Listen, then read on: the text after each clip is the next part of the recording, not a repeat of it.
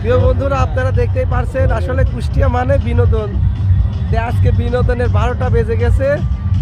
ওই যে মাঝখানে আমি দূরে দেখাইছি জুম করে, মাঝখানে একটা নৌকা দাঁড়ায় আছে, এই দেখেন আঙুলের মাথায়। ওখানে পুলিশ রেড দিছে, ধরছে, কারণ এখানে অনেক বাচ্চা বাচ্চা পোলাপান এই নৌকাতে আছে, এদের লাইফ ঝুঁকি আছে অনেক।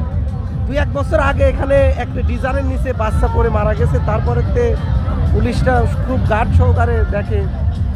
দেখতে পারছেন নৌকা কতগুলা, প্রায় 20 থেকে 25টা নৌকা, পুরো নদী, পুরো নদী জুড়ে শুধু পিকনিকের নৌকা, পুরো নদী জুড়েই যেই দিকে দেখতে পারছেন শুধু পিকনিকের নৌকা।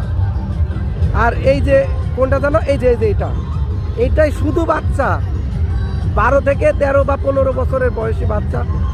সাঁতার জানে কিনা সবগুলা এ নিয়ে 10-12 বছরের বাচ্চা সাঁতার জানে কিনা এ নিয়ে সন্দেহ আছে।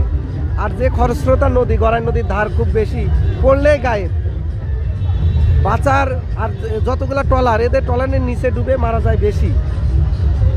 খুব কম বয়সী বাচ্চারা নৌকায়, একটা নৌকা ধরছে, দেখতে পারছেন এই যে একদম যে মদ্দি নদীতে একটা নৌকা থেমে আছে, এই যে আপনারা দেখতে পাচ্ছেন, এইটা কিন্তু ধরছে, এটা পুলিশ ধরছে, দেখাই যাচ্ছে।